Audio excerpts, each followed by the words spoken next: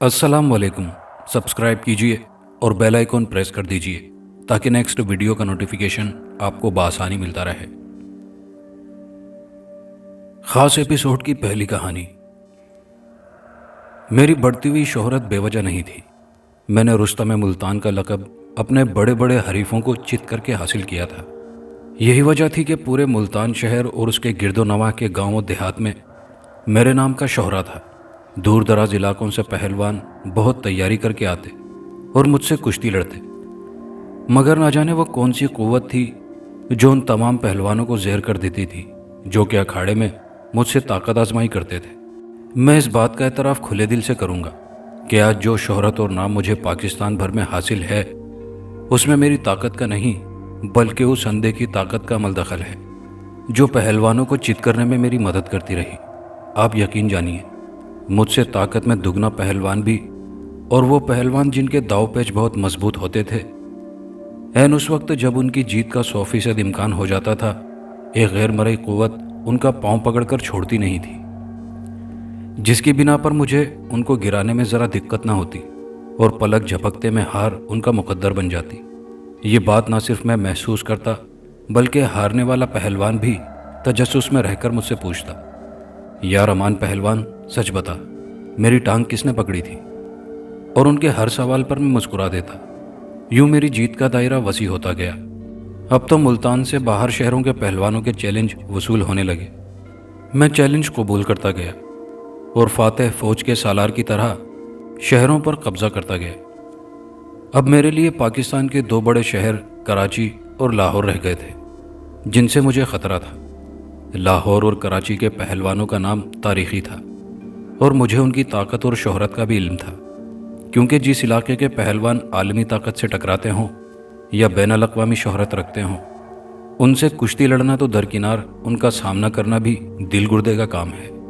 लेकिन अभी तक मुझे अपनी शोहरत और ताकत का राज मालूम नहीं हो सका था। गो कि मैंने कसरत कर करके अपना जिस्म कसरती बना लिया था, जिसको देखकर दूसरे पहलवान रश को हसद करते थे और देखने में मेरा बदन पहलवानी खुसूसियात का हामिल लगता था। सोने पे सुहागा ये कि मुझे मुसव्विर कायनात ने बेहद खूबसूरत बनाकर शबाब अता किया था, जिसकी वजह से मैं ताकतवर और खूबरू होने के साथ साथ इंतहाई हसीन व जमील भी था, जिस पर गोरी रंगत क़यामत ढाने का काम करती थी। और सबसे बढ़कर ये कि मेरी उम्र भी ज़्यादा नहीं थी, क्योंकि कुदरत ने मुझे बहुत कम अरसे में बेहद दौलत, शोहरत और ताकत, अजमत से नवाजा था। एक सुहानी शाम का जिक्र है जबकि मैं अखाड़े से कसरत करके नहाने के इंतज़ार में बैठा था कि मेरी नज़र दरख्त के पीछे खड़ी हुई दोशीज़ा पर पड़ी जो मुझे छुप छुप कर तक रही थी। जब उसकी नज़रों से मेरी नज़रें मिली तो वो शर्माकर दरख्त की आड़ में हो गई। मैंने तवज्जो दूसरी तरफ करके चंद लम्हे के बाद कनखियों से फिर उस तरफ देखा तो उसे अपनी तरफ मोहब्बत भरी नज़रों से तकते पाया। एक अजीब सी बेचैनी थी कि ये दोशीज़ा कौन है और मुझे इस तरह क्यों देख रही है। क्या इसके साथ कोई मर्द या औरत नहीं जो इसे मना करे या जिसका उसे खौफ हो? लेकिन ऐसा कुछ नहीं था। यार अमान, ले तेरी बारी आ गई, अब तू बर्मे के ठंडे पानी के नीचे अपनी गर्मी धो ले। शरफू पहलवान के जुमले ने मुझे चौंका दिया। मैं खामोशी से उठा और बर्मे के नीचे बैठकर नहाने लगा। कसरत इंसान के बदन में लहू गरमाकर आग सी भर देती है और फिर मिट्टी तो बदन पर स्पीकर की तरह चिमट जाती है। मैंने नहाने के बाद लंगोट उतार कर शलवार कमीज पहन ली। शरफू से बहाना बनाकर उसे रुखसत कर दिया। शरफू के जाने के बाद दोशीज़ा की तरफ ध्यान दिया। मैंने दरख्त के पीछे देखा, घास के पलाटों में तलाश किया, मगर उसका कहीं नामो निशान न मिल सका। जहां मुल्तान गर्मी और गर्द की वजह से मशहूर है, वहां इस शहर का नाम बारिशों की वजह से भी लिया जाता है। जब घटाएं इस शहर में छा जाएं तो खूब बरसती हैं। यही हुआ। घर जाते जाते बादल छा गए और रात में बारिश हो गई। इत्तिफाक था कि आज जुमेरात थी और वालिदैन से सुना था कि जुमेरात को बरसात की झड़ी लग जाए तो फिर एक हफ्ता ज़रूर बरसती है। ये बात सच साबित हुई। बरसात रुकने का नाम नहीं ले रही थी। पहलवानी में यह अमर लाजिम है कि कसरत रोज़ाना की जाए, वरना पट्ठों पर असरात रुनुमा हो जाते हैं। मुल्तान एक तारीख़ी शहर है जो मोहम्मद बिन कासिम की आखिरी फतह है। इस शहर में पहलवानी के लिए मुनासिब जगह और पहलवानों का मरकज़ قلعہ قاسم باغ ہے۔ میں بھی بزرگ ہستی بہاؤدین ذکریہ کے مزار کے سامنے نشیب میں بنے اکھاڑے میں زور آزمائی کرتا تھا۔ بارشوں کی وجہ سے شوقیہ پہلوانی کرنے والے، جنہیں ہم برساتی مینڈک کہتے تھے، وہ آنا بند ہو جاتے تھے۔ ایسے شوقیہ پہلوانوں سے اکھاڑے کی انتظامیہ کو اکھاڑے کی مٹی میں کھدائی کروانے، پانی لگانے اور دیگر کام کرانے کی سہولت مل جاتی تھی۔ بہرحال بارش کے ایسے موسموں میں شرف اور میں نے ایک جھونپڑی نما مکان کرائے پر لیا ہوا تھا۔ جب تک بارشیں ہوتی یا کسی اور وجہ سے اکھاڑے میں جانا نہ ہوتا تو ہم اسی ٹوٹے پھوٹے مکان میں کثرت کر لیتے تھے۔ یہ مکان بھی تاریخی حیثیت کا دکھائی دیتا تھا۔ بہرحال آج بھی میں اس مکان میں کثرت کے لیے آیا تھا۔ شرفوں نے انکار کر دیا تھا، جس کی وجہ سے مجھے اکیلے ہی آنا پڑا۔ بارش قدرے تھم چکی تھی، لہٰذا میں نے کپڑے تبدیل کیے اور پہلوانوں والا لنگوٹ کس کر پہلوانی شروع کر دی۔ 2 گھنٹے اپنی روٹین پوری کرنے کے بعد میں نہا کر کپڑوں کے پاس آیا تو دیکھا ایک پلیٹ رکھی ہے، جس کو ایک دوسری پلیٹ سے ڈھانپا گیا تھا۔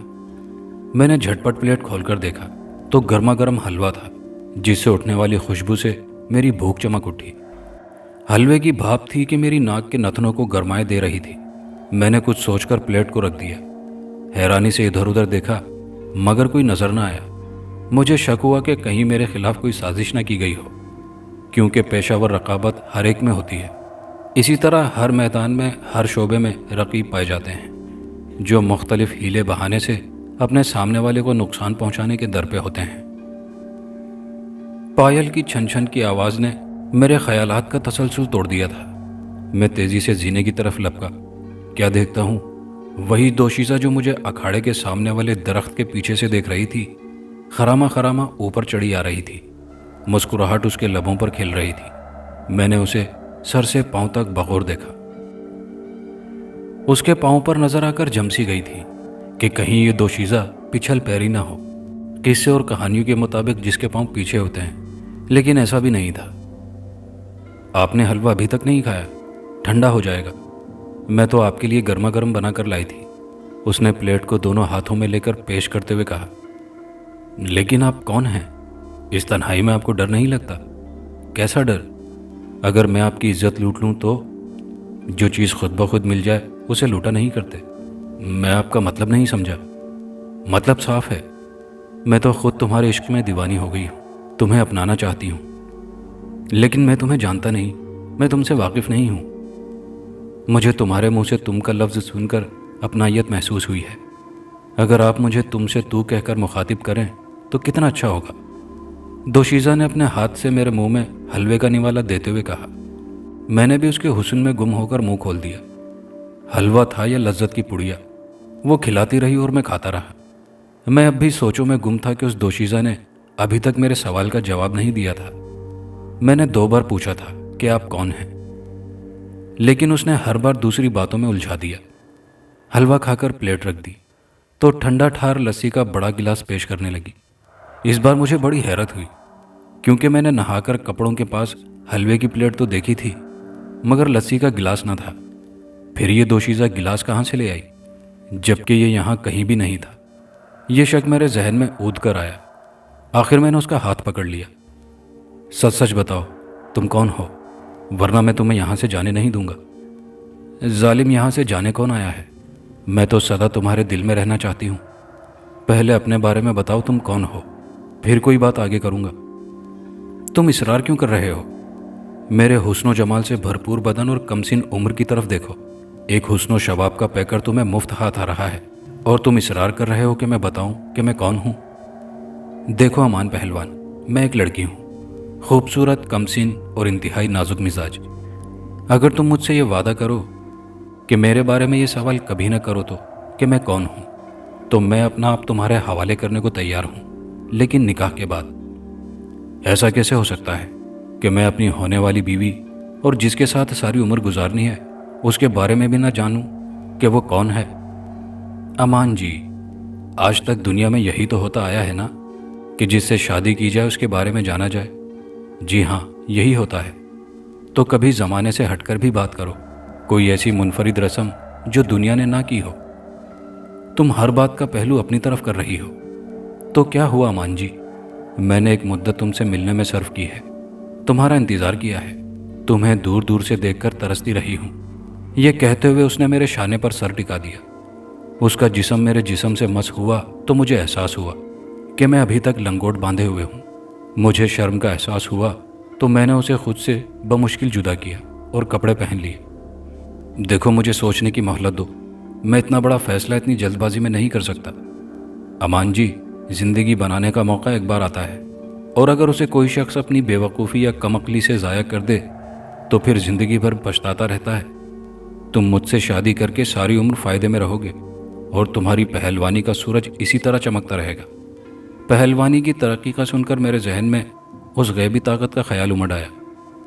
تو کیا اکھاڑے میں میرے حریفوں کو باہر کا منہ دکھانے میں بھی تمہارا ہاتھ ہے؟ ہاں امان پہلوان، میں ہوں تو ایک معمولی سی لڑکی، مگر میرے پاس ایک روحانی طاقت ہے جس کے ذریعے میں تمہارے حریف پہلوانوں کو ہرانے میں تمہارا ساتھ دیتی رہی ہوں۔ اور اگر تم مجھ سے نکاح کر لو گے تو میں ساری عمر تمہارا ساتھ دیتی رہوں گی۔ تم رستم پاکستان کہلانے لگو گے۔ پاکستان ہی کیا، دنیا کے بڑے بڑے پہلوان تم سے مات کھا کر سر جھکا کر اپنے ملک کو سدھاریں گے اور پھر کبھی واپس نہیں آئیں گے۔ کسی کو دولت، کسی کو طاقت، کسی کو شہرت کا نشہ ہوتا ہے، مگر میں اپنے دل کی بات بتاتا چلوں کہ مجھے بھی شہرت کا نشہ تھا، اور چاہتا تھا کہ پہلوانی کے آسمان پر میرا نام چاند بن کر چمکے۔ میں نے اس کی شرط منظور کر لی کہ کبھی اس کے بارے میں یہ جاننے پر اصرار نہیں کروں گا کہ وہ کون ہے۔ اس طرح مجھے عام کھانے سے کام رکھنا ہوگا، کیونکہ اس بات سے مجھے دوہرا فائدہ تھا۔ ایک تو یہ کہ شہرت مفت میں ملے گی، اور دوسرا یہ کہ اس قدر حسین و جمیل اور کم سن عورت بغیر کسی محنت طلب تلاش اور خرچ کے نکاح میں آ جائے گی۔ یہ تمام باتیں سوچ کر میں اسے اپنے ساتھ لے آیا۔ اس روز قاضی کو بلا کر نکاح کیا اور گھر بسا لیا۔ اتنی خوبصورت لڑکی دیکھ کر گھر میں سے کسی کو بھی کوئی اعتراض کا موقع نہ ملا، کیونکہ ہر ماں کی خواہش ہوتی ہے کہ اس کے بیٹے کی دلہن چاند جیسی آئے، اور نسیمہ کسی طور بھی چاند سے کم حسین نہیں تھی۔ 1 سال بعد میری بیوی کے زچگی ہوئی تو اس نے نہایت تندرست بیٹے کو جنم دیا، جس کا وزن 10 پاؤنڈ تھا۔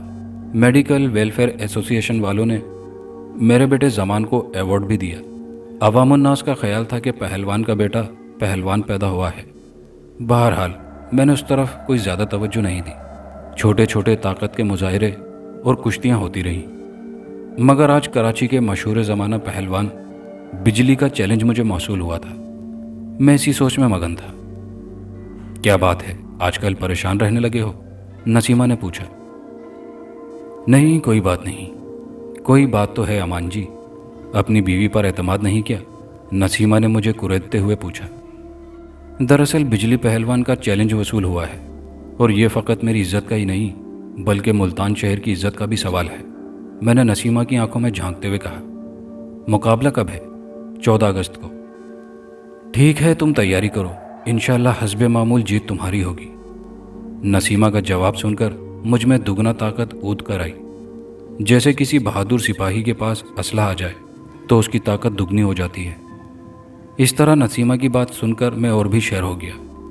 ویسے بھی اب مجھے کشتیاں لڑنے اور داؤ پیچ آزمانے کا موقع زیادہ نہ ملا تھا، تو یہ صلاحیت مجھ میں بھی کوٹ کوٹ کر بھر دی گئی تھی۔ مگر ظاہر ہے دوسرا مقابل بھی تو اس طرح کشتیاں لڑ کر اور کثرت کر کے مضبوط ہوگا۔ کسی دانا شخص کا قول ہے کہ اپنے معمولی دشمن کو بھی کمزور نہیں سمجھنا چاہیے، لہٰذا آخری تدبیر کے لیے نسیمہ کے علم میں اس دنگل کی بات لے آیا تھا۔ 10 اگست کو میں اور نسیمہ اپنے بیٹے کے ساتھ کراچی پہنچ چکے تھے۔ شیریٹن ہوٹل میں قیام کے بعد چیلنج نامے پر تحریر شدہ ٹیلی فون نمبر پر اپنے آنے اور چیلنج قبول کرنے کی اطلاع دے دی تھی۔ 14 اگست کو ہونے والے اپنے دنگل کے بارے میں اخبار میں بھی اشتہار پڑا تھا، جس سے دنگل پکا ہو گیا تھا۔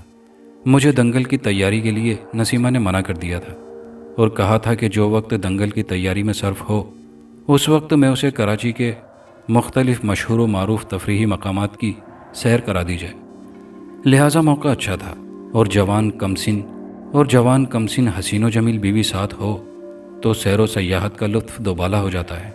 یہی وجہ تھی کہ ہم نے 4 دن ساحل سمندر پر گزارے، جو ہماری زندگی کے ناقابل فراموش دن بن گئے۔ میں اس بات کا کھلے دل سے اعتراف کروں گا کہ عورت کا قرب یوں تو ہر مرد کی جان ہوتا ہے، گو کہ مجھے کسی دوسری عورت کے قریب ہونے کا موقع زندگی بھر نہیں ملا تھا، لیکن یہ حقیقت تھی کہ نسیمہ کے قرب میں جو لطف و سرور، لذت اور مزہ تھا وہ شاید دنیا کی کسی دوسری عورت میں نہ ہو۔ اسی لیے میں کبھی نسیمہ سے ایک دن بھی دور ہونے کا تصور نہیں کر سکتا تھا۔ یوں 14 اگست پلک جھپکتے میں آ گئی۔ دنگل کا میدان کھچا کھچ بھرا ہوا تھا، تل دھرنے کو جگہ نہیں تھی۔ اس دن مجھے اس بات کا اندازہ ہوا کہ مجمع میں لوگ دنگل دیکھنے کم اور مجھے دیکھنے کے لیے زیادہ آئے ہیں، کیونکہ اکھاڑے میں اترتے وقت جس گرم جوشی سے لوگوں نے میرا استقبال کیا اور پرتپاک طریقے سے ملے اور میرے ہاتھ چومے، اس سے یہی ظاہر ہوتا تھا کہ یہاں کے لوگوں کے دل میں بھی میری عزت ویسی ہی ہے جیسے مجھے میرے شہر کے لوگ چاہتے تھے۔ گو کہ بجلی پہلوان کو بھی لوگ عزت کی نگاہ سے دیکھتے تھے، مگر بجلی پہلوان کا تکبر انہیں ایک آنکھ نہ بھاتا تھا۔ اس تکبر کی بنا پر اس نے مجھے دنگل کا چیلنج دیا تھا۔ آدھا گھنٹہ تک زور آزمائی اور داؤ پیچ کا کھیل جاری رہا۔ اس دوران عوام نعرے بازی سے محظوظ کرتے رہے اور جوش دلاتے رہے۔ بجلی پہلوان میں چستی انتہا درجے کی تھی، شاید اس لیے اہل کراچی نے اسے بجلی کا لقب دیا تھا۔ ہر شخص اپنے طور پر کامیاب ہونے کی کوشش کرتا ہے، مگر خدا جسے چاہے جیت اس کی ہوتی ہے۔ شاید ہم دونوں تھکن سے چور ہو چکے تھے۔ یہ آخری دور تھا جس میں وہی ہوا جس سے میری جیت یقینی بن جاتی ہے۔ کسی اندیکھی طاقت نے بجلی کا پاؤں پکڑ لیا، بلکہ یوں کہنا بہتر ہوگا کہ جکڑ لیا۔ اس نے لاکھ کوشش کی کہ وہ جکڑا ہوا پیر حرکت دے، مگر مجال ہے کہ وہ ہل بھی سکا ہو۔ یہی وہ گھڑی ہوتی تھی کہ دوسرے پہلوان کی ساری توجہ ادھر مبذول ہو جاتی تھی اور میں بآسانی ایک ہی داؤ میں اسے چت کر دیتا تھا۔ اس بار بھی یہی ہوا۔ جیسے ہی بجلی پہلوان نے اپنا پاؤں چھڑانے کے لیے دوسرے پاؤں کے پے در پہ وار کیے، ویسے ہی میں نے اسے مخالف سمت چت کر دیا۔ بس پھر کیا تھا، نہ جانے کتنے لوگوں نے مجھے سر پر اٹھا لیا تھا۔ بجلی پہلوان کی حالت عجیب سی ہو گئی تھی۔ وہ اب تک اپنے ایک پاؤں کو دوسرے پاؤں پر مار رہا تھا۔ لوگ ہنسنے لگے اور فقرے کسنے لگے۔ بجلی پہلوان سانپ تو نکل گیا، اب لکیر کیوں پیٹ رہا ہے؟ بہرحال کافی انعام و اکرام اور تحائف لے کر میں ملتان لوٹ آیا۔ میری جیت کی خوشی میں ایک دن جشن منایا گیا، جس میں مجھے لاہور کے سب سے بڑے پہلوان فخر لاہور اچھو پہلوان کا چیلنج ملا۔ میں نے چیلنج قبول کر لیا اور تاریخ بھی مقرر کر دی، مگر اس بار نسیمہ سے مشورہ کرنا بھول گیا تھا۔ جب سے ہم ملتان سے آئے تھے تب سے نسیمہ کے ہاتھ میں چوٹ لگی ہوئی تھی اور پٹی بندھی تھی، مگر اس نے آج تک نہیں بتایا تھا کہ چوٹ کس طرح لگی تھی۔ شاید ہڈی میں بال آ گیا تھا، جس کو فریکچر کہتے ہیں، اور یہ چوٹ میں اس دن سے محسوس کر رہا تھا جس دن سے دنگل جیتا تھا۔ بہرحال میں نے نسیمہ سے اصرار نہیں کیا۔ میرا بیٹا پاؤں پاؤں چلنے کے قابل ہو گیا تھا، جو باہر گلی میں جا کر کھیل لیتا تھا۔ پڑوس کا ایک بچہ جو اس سے 1 سال کا بڑا ہوگا اس کا دوست بن گیا تھا۔ دونوں دہلیز پر بیٹھے کھیلتے رہتے تھے، جن پر آنے جانے والوں کو بھی پیارا جاتا تھا۔ ایک روز میں حسب عادت اکھاڑے گیا ہوا تھا۔ کافی دیر بعد گھر لوٹنے لگا تو مجھے میرے پڑوس کے 2 افراد نے راستے میں روک لیا۔ مجھے اپنے گھر لے گئے اور پوچھنے لگے، امان پہلوان ناراض نہ ہونا، کیا تم نے کبھی اپنی بیوی پر غور کیا ہے؟ ایک پڑوسی نے میری آنکھوں میں آنکھیں ڈالتے ہوئے کہا۔ کیا مطلب، کس بات پر غور؟ میں نے نہ سمجھتے ہوئے پوچھا۔ یار جان کی امان پاؤں تو عرض کروں، پڑوسی نے ڈرتے ڈرتے پوچھا۔ ہاں ہاں بھائی، بلا تکلف سوال کرو، میں نے اجازت دے دی۔ یار کل دوپہر میں میرا بچہ تمہارے بچے کے ساتھ گلی کے درمیان بیٹھا کھیل رہا تھا، نہ جانے کہاں سے ایک بھینس بھاگتی ہوئی آ نکلی۔ گلی میں فقط دونوں موجود تھے، جبکہ تمہاری بیوی اوپر چوبارے سے بچوں کو کھیلتا دیکھ رہی تھی۔ بھینس گھبرائی ہوئی تھی، جیسے پاگل ہو گئی ہو۔ یقیناً بچے اس کی لپیٹ میں آ جاتے کہ جیسے ہی بھینس نزدیک آئی، تمہاری بیوی نے چوبارے میں کھڑے کھڑے ہاتھ لمبے کیے اور دونوں بچوں کو اوپر اٹھا لیا۔ ہماری تو آنکھیں پھٹی کی پھٹی رہ گئی۔ مجھے دہشت ہوئی تو میں نے اپنے بچوں کو تمہارے گھر سے بلا لیا۔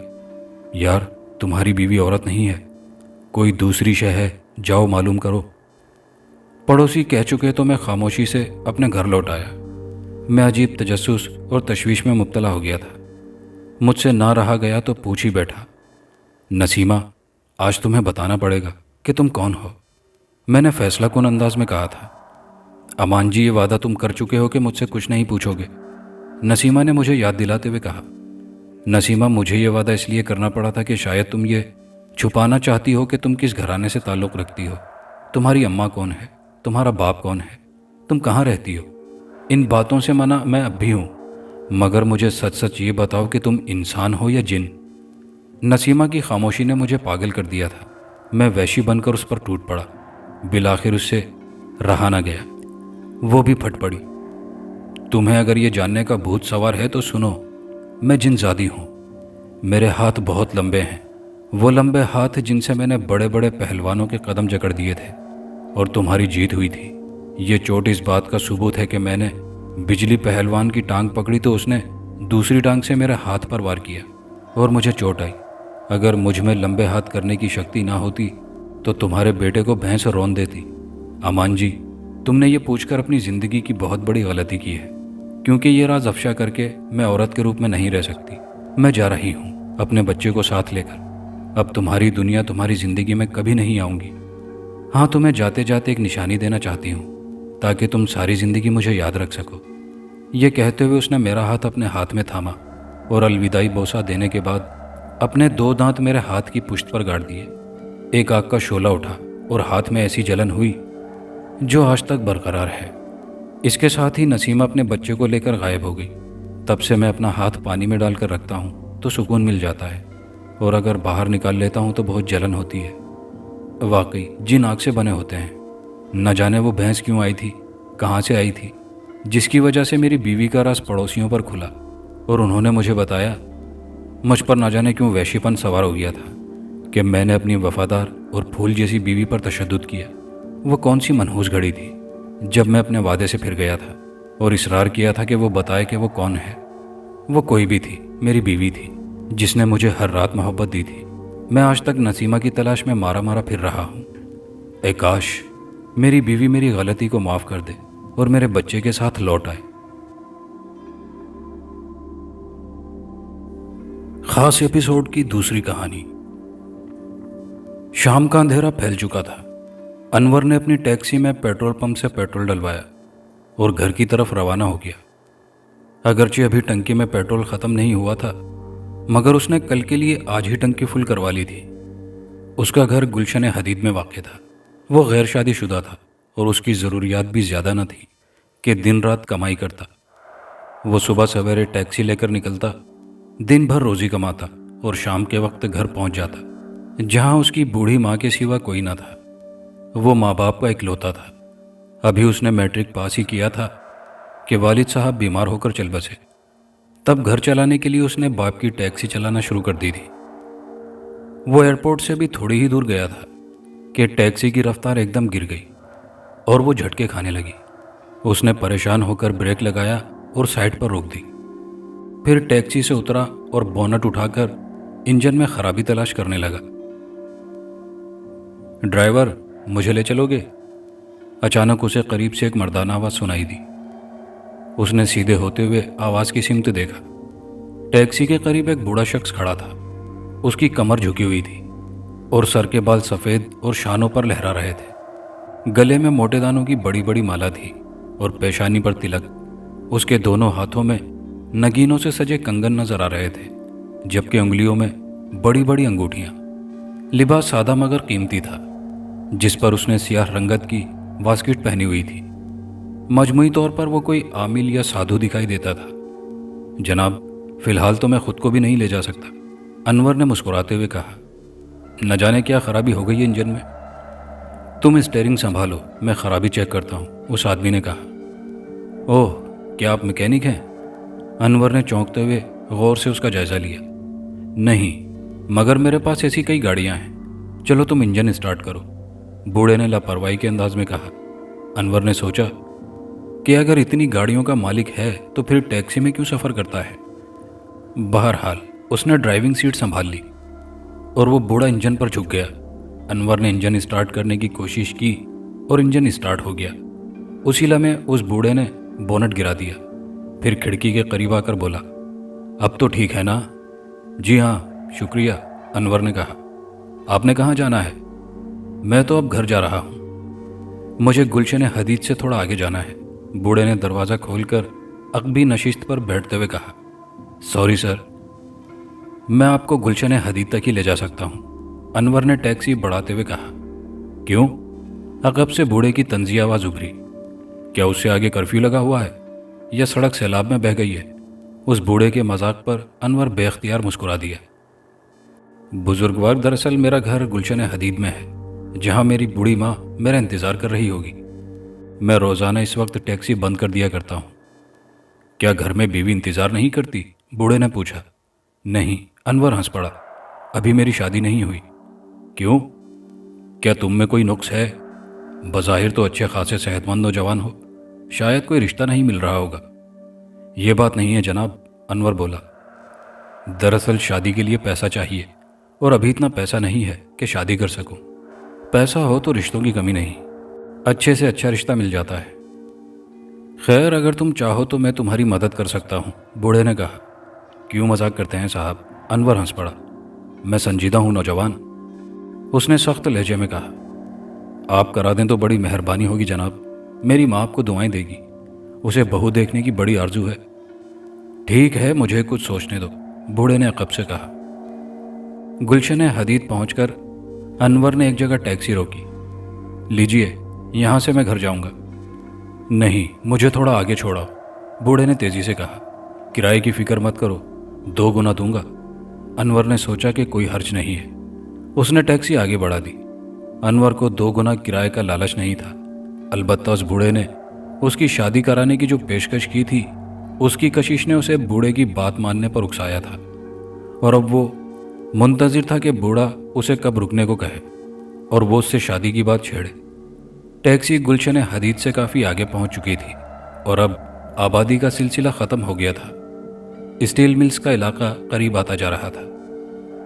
جناب، آپ کا گھر ابھی تک نہیں آیا، کہاں اترنا ہے آپ کو؟ اس نے بوڑھے کو مخاطب کیا، لیکن بوڑھے نے کوئی جواب نہ دیا، شاید وہ بیٹھے بیٹھے سو گیا تھا۔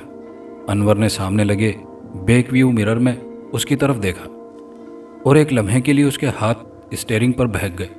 ٹیکسی لہرا کر سڑک سے اترنے ہی والی تھی کہ انور نے بوکھلا کر بریک لگاتے ہوئے اسٹیئرنگ کو سختی سے تھام لیا، ورنہ حادثہ یقینی تھا۔ ٹیکسی روک کر اس نے جلدی سے گردن گھمائی اور دوبارہ عقبی نشست پر نظر ڈالی۔ اسے اپنی آنکھوں پر یقین نہیں آ رہا تھا، بوڑھا ٹیکسی سے غائب تھا۔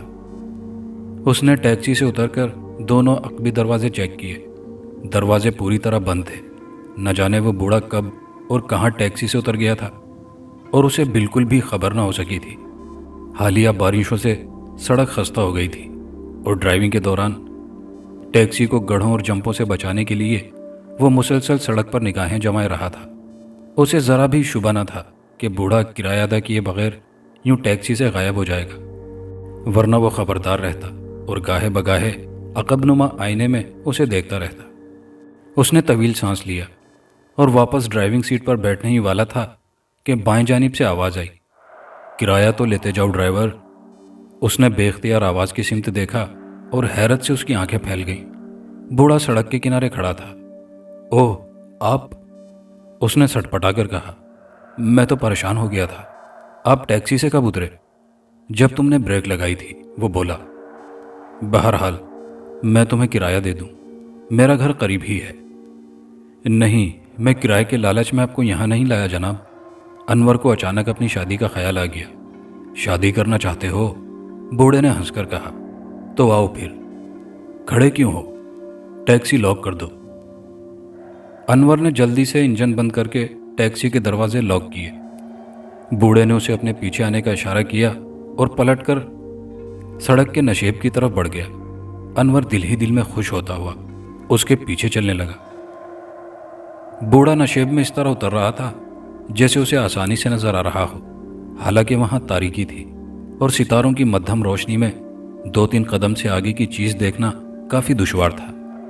انور پہلے ہی حیران تھا، اور اب اس کی حیرت میں اضافہ ہو رہا تھا۔ بوڑھے نے اپنے گھر کا ذکر کیا تھا، مگر اس طرف دور دور تک گھنی جھاڑیوں کے سوا کچھ نہ تھا۔ چلتے چلتے وہ سڑک سے تقریباً 200 قدم کے فاصلے پر پہنچ گئے۔ بوڑھا انور سے 4-5 قدم آگے تھا۔ وہ ایک گھنی جھاڑی کی آڑ میں پہنچا۔ 1-2 لمحوں بعد انور بھی اس طرف پہنچا، مگر بوڑھا نظر نہ آیا۔ انور چکرا کر رہ گیا۔ بوڑھا ایک بار پھر غائب ہو چکا تھا۔ آگے اور بھی جھاڑیاں تھیں، لیکن نہ جانے وہ کہاں تھا۔ चचा मियाँ, कहाँ हो? अनवर ने उसे पुकारा। इधर आ जाओ अनवर, बूढ़े की कुछ दूर से आवाज़ आई। अनवर उसके मुंह से अपना नाम सुनकर चौंका। वो आवाज़ 15-20 कदम के फासले पर वाक़े एक झाड़ी से उभरी थी। अनवर सोचने लगा कि बूढ़े को उसका नाम कैसे मालूम हुआ। क्या वो गैब का इल्म जानता है या जादूगर है? फिर उसे बूढ़े का टैक्सी से गायब होना याद आया और ये ख्याल करके उसके खौफ से रोंगटे खड़े हो गए कि शायद वो कोई बदरू है, क्योंकि सिर्फ रूहें ही इस तरह गायब और हाजिर हो सकती हैं। वो सोचता हुआ खौफजदा कदमों से उस तरफ चल दिया जहाँ से बूढ़े की आवाज़ आई थी, मगर उस तरफ पहुँचते ही वो हैरान रह गया। बूढ़े के दाएं हाथ में पहनी एक अंगूठी के नग से रोशनी की शुआएं निकलकर ज़मीन पर पड़ रही थी। वहाँ 2 फुट कुतर का दायरा खिंचा हुआ था, जो शायद किसी लकड़ी से खींचा गया था, और दायरे के दरमियान एक आहिनी कड़ा नस्ब था। अनवर, इस कड़े को पकड़कर ऊपर खींचो, बूढ़े ने उसकी तरफ देखकर कहा। क्यों, क्या है? अनवर ने खौफजदा लहजे में पूछा। अनवर ने डरते डरते झुककर कड़ा पकड़ा और जोर लगाकर ऊपर खींचा तो बेख्तियार चौंक पड़ा। कड़े से मुंसलिक लोहे का एक गोल टुकड़ा किसी संदूक के ढक्कन की तरह ऊपर उठता चला गया। ढक्कन के ऊपर से मिट्टी की तह जमी थी, लेकिन वो आहिनी था और उसका वजन 30-40 किलोग्राम के करीब था। ज़मीन पर खींचे गोल दायरे का कुतर का ढक्कन तकरीबन 1 फुट तक ऊपर उठाने के बाद अनवर ने उसे एक जानिब रख दिया। अब ज़मीन में 2 फुट कुतर का तारीक गड़ा सा नज़र आ रहा था। फौरी तौर पर अनवर के जहन में ख्याल आया कि शायद यहाँ कोई ख़जाना दफन है जिसे बूढ़ा निकालना चाहता है, मगर नातमा होने के सबब वो ढक्कन हटाने से माजूर था। इसलिए उसे शादी का लालच देकर ढक्कन उठवाने के लिए वहाँ लाया है। लेकिन जल्दी उसे अपना ख्याल तब्दील करना पड़ गया। बूढ़े ने रोशनी उस गड्ढे में डाली और अनवर को हैरत का झटका लगा। उस गड्ढे में जीने बने हुए थे। यकीनन वो कोई तहखाना या सुरंग थी जो तकरीबन 7-8 जीनों के बाद बाएं जानिब मुड़ रही थी। अनवर, अचानक बूढ़े ने उसे मुखातिब किया। तुम्हें शादी के लिए पैसा चाहिए ना? जवाब में अनवर ने इस बात में सर हिलाया, फिर बोला, ये सुरंग कैसी है और आप मुझे यहाँ क्यों? फिलहाल कोई सवाल मत करो, वो अनवर की बात काटता हुआ तेजी से बोला। जैसे मैं कहूँ करते जाओ, तुम इस सुरंग में उतर जाओ। ये सुरंग अंदर से काफ़ी कुशादा और हवादार है। सुरंग के इख्तिताम पर एक कमरा है और इस कमरे में बंदर की शक्ल का एक मुजस्मा रखा है। उसके गले में एक माला है जिसमें चमकदार हीरे जवाहरात पिरोए हुए हैं। तुम्हें वो माला उतार कर वापस आना है। अगर तुम माला बाहर लाने में कामयाब हो गए तो करोड़पति बन जाओगे। बस ज़रा हिम्मत से काम लेना होगा। बूढ़े की बात सुनकर अनवर सोच में पड़ गया। उसे यह मामला बहुत पुरस्रार और खौफनाक लग रहा था। करोड़पति बनने का तसव्वुर करके अनवर ने सुरंग में दाखिल होने का फैसला कर लिया। उसने बूढ़े से कहा, ठीक है, लेकिन ये तो बताइए कि आप कौन हैं और ये सुरंग का क्या राज है? मुझे तो ये अलादीन के चिराग वाला मामला मालूम होता है। नहीं, ये दूसरा मामला है, बूढ़ा हंस पड़ा। फिलहाल सिर्फ इतना जान लो कि मेरा नाम पंडित मूर्ति राम है और मैं बेशुमार मावराई कुव्वतों का मालिक हूँ। जो काम मैं तुमसे करवा रहा हूँ वो मैं खुद भी कर सकता था और टैक्सी की बजाय किसी दूसरे जरिए से भी यहाँ पहुँच सकता था, लेकिन मैंने अपनी ताकत से तुम्हारी टैक्सी की खराबी दूर की, तो ख्याल आया कि क्यों ना तुमसे मदद ली जाए और इसके एवज तुम्हारी मदद की जाए। शुक्रिया पंडित जी। अनवर उसकी शख्सियत से मुतासिर होता हुआ बोला, लेकिन सुरंग में तो अंधेरा है। तब मूर्तिराम ने अपनी अंगूठी उतारकर उसके हवाले की, जिससे रोशनी की शुआएं खारिज हो रही थी। फिर कहने लगा, इसकी रोशनी काफ़ी रहेगी, मगर इसकी हिफाजत का ख्याल रखना और इसे एक लम्हे के लिए भी खुद से जुदा मत करना। अनवर ने अंगूठी अपनी उंगली में पहनी, फिर खुदा का नाम लेकर झुका और सुरंग में दाखिल हो गया। अंगूठी की रोशनी में जूं ही वो जीने उतर कर नीचे पहुंचा, उसे ऊपर से आहट सुनाई दी। उसने सर उठाकर सुरंग के दहाने की तरफ देखा और घबरा गया। सुरंग का दहाना बंद हो चुका था। शायद मूर्तिराम ने उस पर ढक्कन रख दिया था। अनवर ने खौफजदा होकर उसे पुकारा, पंडित जी, पंडित जी। लेकिन उसकी आवाज़ सुरंग के बंद दहाने से टकरा कर लौट आई। कोई जवाब न पाकर उसने सामने देखा। सुरंग में तारीकी थी और उसका दूसरा दहाना नजर न आ रहा था। अंगूठी की रोशनी महदूद जगह पर उजाला कर रही थी। उससे आगे अंधेरा ही अंधेरा था। वो सोचने लगा कि मूर्ति राम ने सुरंग का मुंह क्यों बंद किया। क्या इसमें भी कोई राज है? चंद लम्हों के बाद उसने खुद को संभाला और सुरंग में आगे बढ़ने लगा। सुरंग 5-6 फुट कुशादा थी और छत उसके सर से 2 फुट ऊंची थी। सुरंग का दहाना बंद होने के बावजूद वहां घुटन नहीं थी। शायद किसी जरिए से ताज़ा हवा अंदर पहुंच रही थी। सुरंग की दोनों दीवारें हमवार थीं। थोड़े थोड़े फासले पर दीवारों में छोटे छोटे ताकचे बने हुए थे जिनमें सरसों के तेल के दिए रखे थे, मगर वो सब बुझे हुए थे। ताकचों से नीचे दीवार पर तेल के सिया दाग जाहिर कर रहे थे कि चिराग जलाए जाते रहे हैं। ताकचों के अंदर कालक जमी हुई थी। अभी वो 5-6 कदम ही चला था कि अचानक उसे अपने अकब में कदमों की आहटें महसूस हुई और वो चौंक पड़ा। पलटकर देखा तो अकब में कोई ना था। उसके आसाब पर अनजाना सा खौफ तारी होने लगा था। उसने दोबारा कदम आगे बढ़ाए। उसी लम्हे उसका पाँव किसी चीज़ से टकराया। वो चीज़ लुढ़क कर आगे जा पड़ी। उसने नीचे देखा तो खौफ से उसके रोंगटे खड़े हो गए। उसके सामने एक इंसानी खोपड़ी थी। उस खोपड़ी को देखकर उसका दिल धक धक करने लगा। वो चंद लम्हों तक मुर्दा खोपड़ी को देखता रहा, फिर हिम्मत करके दोबारा आगे बढ़ने लगा। अकब से गैबी कदमों की आहटें बराबर सुनाई दे रही थी, लेकिन वो उन आहटों को अपने कदमों की बाज़गश्त ख्याल करके आगे बढ़ता रहा। अचानक सुरंग एक खौफनाक चीख से गूंज उठी। उसने घबराकर कदम रोक लिए। वो चीख किसी औरत की मालूम होती थी। यूं लगता था कि वो किसी अजियत का शिकार होकर चीखी थी। उसने पलटकर देखा तो अकब में कोई ना था। खौफ की एक तेज़ लहर उसके रगों पे में सरायत कर गई और उस पर कपकपी सी तारी होती चली गई। वो चंद लम्हों तक अपने हवास पर काबू पाने की कोशिश करता रहा। फिर उसने जूं ही कदम दोबारा बढ़ाए, अचानक दाएं जानिब से किसी की कराह उभरी और वो रुक गया। फिर दाएं जानिब देखते ही दहशत के मारे उसके हलक से घुटी घुटी सी चीख निकल गई। उस तरफ दीवार में एक दरवाज़ा खुला हुआ था और अंदर फर्श पर एक नौजवान हसीनो जमील दोशीज़ा चित लेटी उसकी तरफ देखती हुई करा रही थी। उसके सीने में खंजर दस्ते तक पेवस्त था और वहां से खून खारिज होकर फर्श पर फैलता जा रहा था। यह मंजर अनवर के लिए इंतहाई लर्ज़ाखेज़ था। हसीनो जमील दोशीज़ा का सीना बरहाना था। न जाने वो लड़की कौन थी और किसने उसके सीने में खंजर गाड़ा था।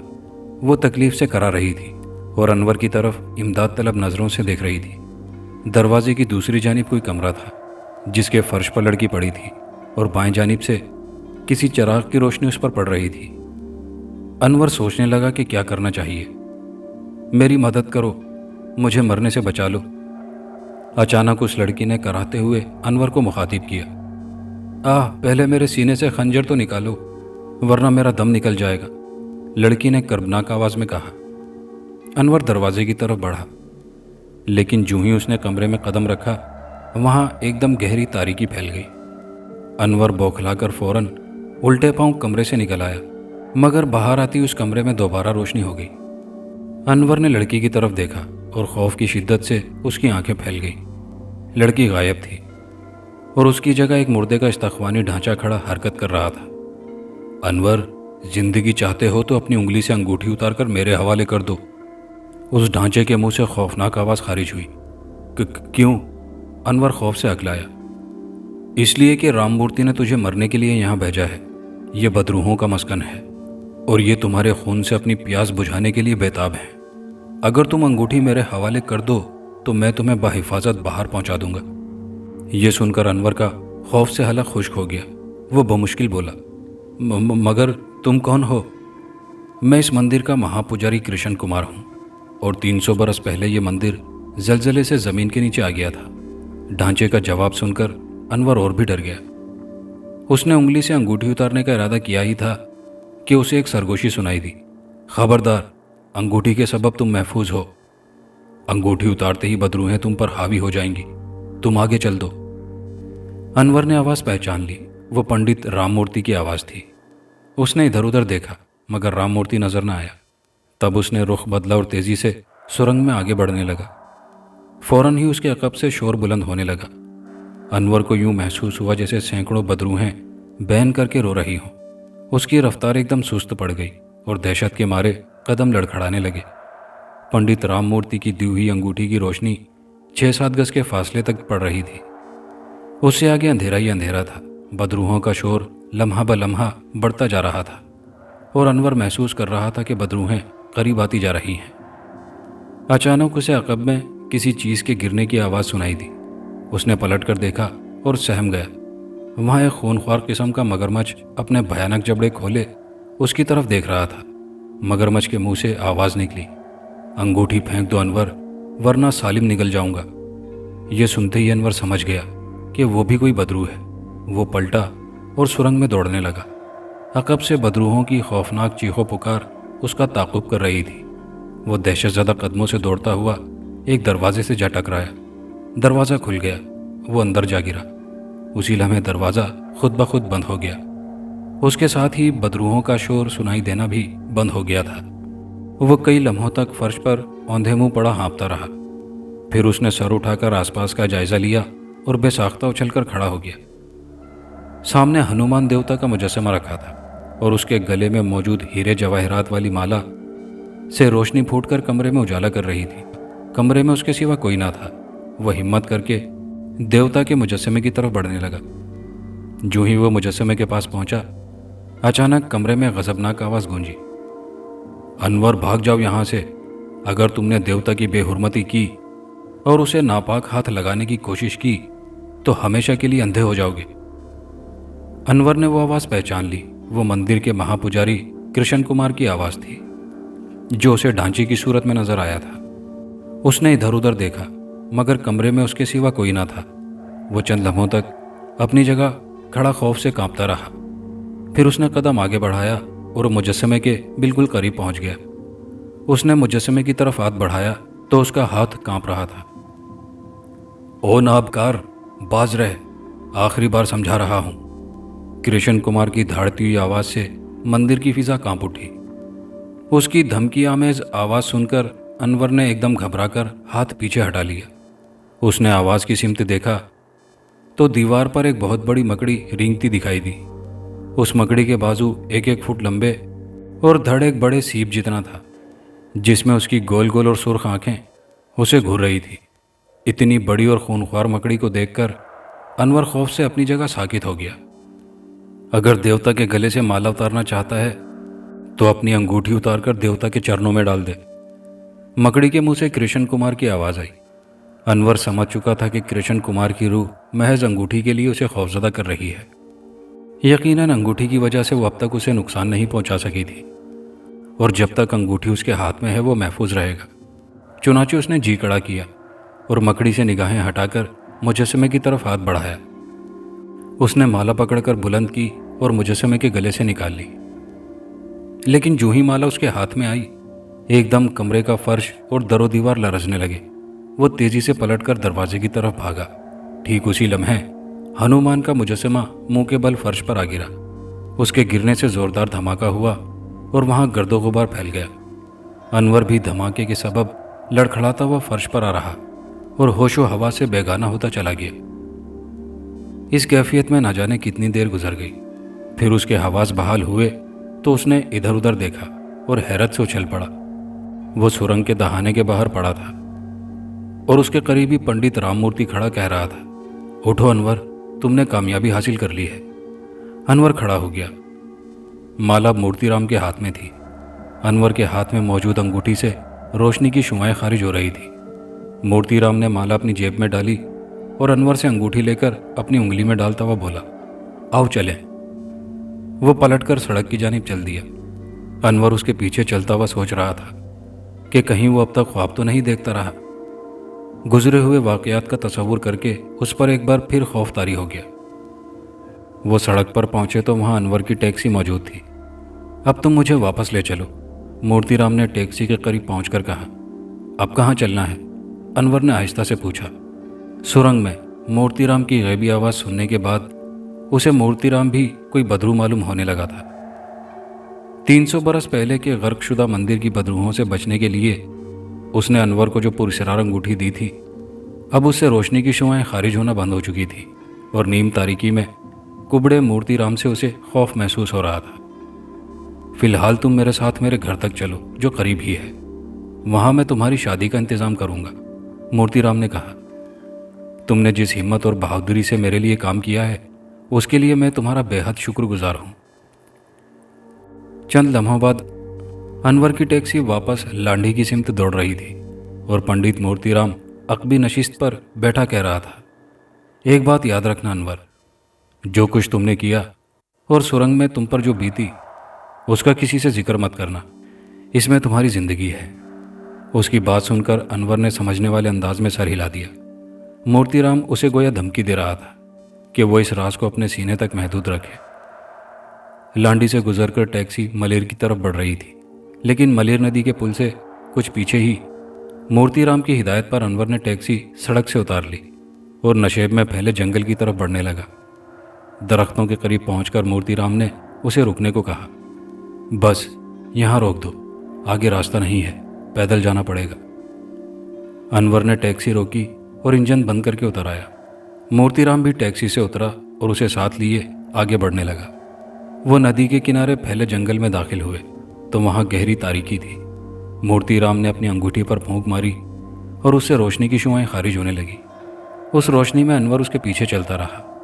तकरीबन 1 फरलांग चलने के बाद वो एक टीले के करीब जा पहुंचे। उस टीले के पहलू में एक दरवाज़ा नस्ब था जो बंद दिखाई दे रहा था, मगर जो ही वो टीले के करीब पहुंचे, अचानक बाएं जानिब के दरख्त से एक उल्लू उड़ा और चीखता हुआ अनवर की तरफ लपका। मूर्तिराम ने फौरन उसकी तरफ अंगूठी वाला हाथ लहराया और उल्लू पलटकर वापस दरख्त पर जा बैठा।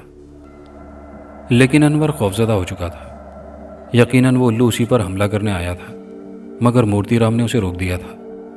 गोया वो मूर्तिराम के ताबे और फर्माबरदार था। घबराओ नहीं, ये मेरा गुलाम है और मेरे घर की हिफाजत पर मामूर है, मूर्तिराम ने उसे सहमा हुआ देखकर कहा। फिर उसने दरवाजे पर फूंक मारी और दरवाज़ा खुद ब खुद खुल गया। अंदर रोशनी थी। वो दोनों उसमें दाखिल हुए तो दरवाज़ा खुद ब खुद बंद हो गया। टीला अंदर से किसी कुशादा कमरे की तरह था। उसकी दीवारों से तेज़ रोशनियां फूट रही थी। कमरे के वस्त में कीमती कालीन बिछा था जिस पर बिस्तर बिछा हुआ था। वहीं पर एक इंसानी खोपड़ी पड़ी हुई थी। खोपड़ी को देखकर अनवर घबरा गया। मूर्तिराम बिस्तर पर बैठा और उसने खोपड़ी उठाकर अपने आगे रख ली। बैठ जाओ अनवर, उसने अनवर से कहा। अनवर डरते डरते कालीन पर बैठ गया। मूर्तिराम ने एक मंत्र पढ़कर सामने वाली दीवार की तरफ फूंका। दूसरे ही लम्हे दीवार में एक कदादम और 3-4 फुट कुशादा शिगाफ नमूदार हो गया। फिर उसमें से एक इंतहाई खूबसूरत और हसीनो जमील नौजवान लड़की बरामद हुई और मूर्तिराम को प्रणाम करके एक तरफ खड़ी हो गई। अनवर हैरत से लड़की को देख रहा था। वो जदीद फैशन के लिबास में इंतहाई पुरशबाब हसीना लग रही थी। उसी लम्हे शिगाफ से एक और लड़की बरामद हुई और पहली लड़की के बराबर में आ खड़ी हुई। अनवर ने उसकी तरफ देखा तो उसे हैरत का झटका लगा। ये लड़की पहले से भी ज़्यादा हसीनो जमील थी। अभी वो उसका मुकम्मल जायज़ा ना लेने पाया था कि शिगाफ से तीसरी लड़की बरामद हुई जो पहली 2 से भी ज़्यादा खूबसूरत और दिलकश बदन की मालिक नज़र आ रही थी। उनके हुस्न की ज़या पाशियों से अनवर पर सहर सा तारी होने लगा। वो सोच रहा था कि ये लड़कियां कौन हैं और मूर्तिराम के पास कहाँ से आई। तीसरी के बाद चौथी, 5वीं और 6ठी लड़की शिगाफ से बाहर आई।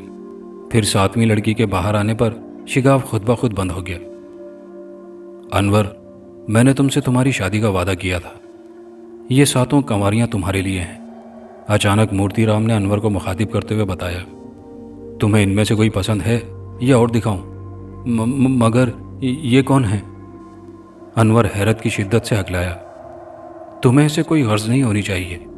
मूर्तिराम मुस्कुराया। तुमने शादी करनी है, चाहे 7 से कर लो। 7 से? वो बौखला गया। क्या ये 7 मुझसे शादी करने पर तैयार हो जाएंगी? क्यों नहीं? मूर्तिराम हंसा। फिर उसने कतार में खड़ी पहली लड़की से पूछा, नौरस, तुम किससे शादी करना चाहती हो? इस नौजवान से। उस लड़की ने मुस्कुराते हुए अनवर की तरफ हाथ से इशारा किया। उस लड़की का जवाब सुनकर अनवर का खुशी से सांस तेज चलने लगा और दिल की धड़कनें बेतरतीब होने लगी। नौरस का जवाब सुनने के बाद मूर्तिराम ने दूसरी लड़की से पूछा, नीलोफर, तुम्हें कौन पसंद है? मुझे तो अनवर पसंद है, मैं इससे शादी करूंगी। नीलोफर ने अनवर की तरफ देखते हुए बड़ी अदा के साथ जवाब दिया। संदल, तुम अनवर से शादी करना चाहती हो? मूर्तिराम ने तीसरी से पूछा। क्यों नहीं महाराज, इससे ज़्यादा अच्छा शौहर और कोई नहीं हो सकता। मूर्ति राम ने चौथी गुलनार, पांचवीं लड़की कमल और छठी लड़की यास्मीन से पूछा तो उन्होंने भी अनवर से शादी करने का इजहार किया। अनवर तो खुशी से दीवाना हुआ जा रहा था। उसका दिल चाह रहा था कि उन सबके साथ शादी हो जाए। चांदी, तुम बताओ किससे शादी करोगी? मूर्ति राम ने आखिर में सातवीं लड़की से पूछा। महाराज, मैं शादी तो अनवर से ही करूंगी, लेकिन शर्त यह है कि ये किसी दूसरी से शादी ना करे। चांदी ने जवाब दिया। मूर्ति राम ने अनवर से पूछा, हाँ अब बताओ किससे शादी करोगे? महाराज, मुझे तो ये सातों ही पसंद हैं, लेकिन आपकी मर्जी, जिससे कर दें। अनवर ने मुस्कुराते हुए जवाब दिया। तो ठीक है, चांदी तुम्हारे लिए बेहतर है, मूर्तिराम बोला। फिर उसने लड़कियों को हुक्म दिया, चांदी के सिवा बाकी सब वापस जाएं। उसी लम्हे दीवार में खुद ब खुद शिगाफ नमूदार हुआ और लड़कियां एक एक करके उसमें दाखिल होने लगी। चांदी के सिवा वो सब वापस शिगाफ में चली गईं और शिगाफ फिर से बंद हो गया। चांदी मुस्कुराती हुई आगे बढ़ी और अनवर के पहलू में आ बैठी। उस हसीना को अपने इतना करीब पाकर अनवर के दिल की धड़कन एकदम तेज हो गई। चांदी ने बड़ी मोहब्बत से उसका हाथ पकड़कर अपने नर्मो नाजुक रेशम जैसे हाथ में लिया तो अनवर की शरियानों में खून की गर्दिश तेज होती चली गई और जिस्म पर चींटियां सी रेंगने लगी। अनवर, मूर्तिराम उसकी हालत से महसूस होता हुआ बोला, चांदी अब तुम्हारी बीवी है, तुम इसे साथ घर ले जाओ। मगर शादी तो हुई नहीं, वो बौखलाकर बोला। मोहल्ले वाले शक करेंगे कि मैंने इसे अगवा करके। परवाह मत करो, इसका हल यह है, मूर्तिराम ने हंसकर कहा। फिर उसने अपने लिबास से नोटों की एक गड्डी निकालकर उसके सामने फेंक दी। वो हजार के नोटों की गड्डी थी। इतनी रकम देखकर अनवर की आंखें फरते हैरत से फैल गईं। इतने में मूर्तिराम ने बारी बारी अपने लिबास से 4 और गड्डियां निकालकर उसके सामने डाल दी। ये 5 लाख रुपए हैं। किसी भी इलाके में 2, 3 या 4 लाख का मकान खरीदो और उसे सजाओ, फिर अपनी माँ और चांदी के साथ उसमें शिफ्ट हो जाओ। नए मोहल्लेदारों को तुम कह सकते हो कि तुम्हारी 2 महीने पहले शादी हुई है। कोई तुम पर शुबा भी नहीं करेगा, क्योंकि तुम उनके लिए अजनबी होगे। और फिर तुम मौलवी का बंदोबस्त करके निकाह पढ़वा लेना। अब तुम जाओ। इसके साथ ही मूर्तिराम ने कुछ मंत्र पढ़कर हवा में फूंका। दूसरे ही लम्हे कमरे में घुप अंधेरा फैल गया। चंद लम्हों बाद अनवर की आंखें अंधेरे से मानूस हुईं तो वो हैरत की शिद्दत से बेहोश होते होते बचा। वो अपनी टैक्सी की ड्राइविंग सीट पर बैठा था और उसके बराबर में उसकी बीवी चांदी फ्रंट सीट पर बैठी कह रही थी, चलो ना डियर, तुम्हारी माँ इंतज़ार कर रही होगी। ओह, हम यहाँ कैसे पहुँचे? मूर्तिराम कहाँ है? वो सटपटाकर बोला।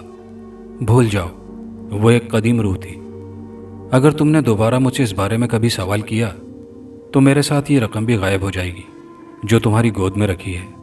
चांदी ने हंसकर कहा, क्योंकि मैं अपने बारे में भी नहीं जानती कि मैं कौन हूँ। अनवर ने अपनी गोद में पड़ी नोटों की गड्डियाँ देखीं, फिर तवील सांस लिया और टैक्सी स्टार्ट करके अपने घर की तरफ रवाना हो गया। कहानी अच्छी लगी हो तो वीडियो को दोस्तों के साथ लाइक शेयर जरूर कीजिएगा। कमेंट बॉक्स में अपनी कीमती राय का इजहार कीजिएगा। चैनल पर नए आने वाले दोस्तों से गुजारिश है कि चैनल को लाजमी सब्सक्राइब कर लीजिए। शुक्रिया।